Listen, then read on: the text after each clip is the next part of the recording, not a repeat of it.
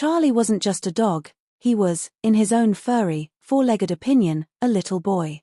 And who was Lynn, his devoted human mummy, to disagree? After all, Charlie ruled the roost with an iron paw, or rather, a perpetually cute, slightly drooling face and a tongue that seemed to have a mind of its own, forever dangling out. Their walks were less a stroll and more a negotiation with a pint-sized, fluffy dictator. If Lynn dared to suggest a route less traveled, Charlie would perform his signature move, the cemented dog protest. He'd plonk his fluffy posterior onto the pavement, gaze up at her with wide, innocent eyes, and that tongue would make an extra special appearance, quivering slightly as if to say, "Mummy, you wound me with your outlandish suggestion." If Lynn was feeling energetic and Charlie, well, wasn't, the same performance ensued. He'd sit, unmoving, a furry, stubborn statue, until Lynn, sighing dramatically, conceded defeat and turned them back towards home and the promise of a nap.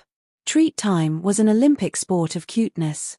When Charlie wanted a biscuit, he'd approach Lynn with a series of soft, rumbling growls that, to anyone else, sounded like a particularly grumpy badger. But to Lynn, these were clearly articulated requests. "Mummy, I want a treat," he'd gurgle, his face scrunched in a desperate plea, his ears flattened just so, and that rogue tongue lolling out for maximum effect. Lynn, bless her cotton socks, would coo, "Oh, my poor little boy. Of course, you can have a treat," as if Charlie had just delivered a Shakespearean monologue. The treat, of course, was always forthcoming. One blustery afternoon, Lynn, feeling particularly mischievous, tried to outwit him. She strapped on her most sensible walking shoes and pointed them towards the daunting, uphill path Charlie abhorred. "Come on, Charlie boy," she chirped, tugging gently on his lead. Charlie, sensing her defiance, immediately dropped into his cemented dog stance. Lynn, however, had a secret weapon, a squeaky toy in her pocket. She produced it with a flourish, giving it a loud squeak. Charlie's ears perked up, his head tilted, and for a fleeting moment, Lynn thought she had him.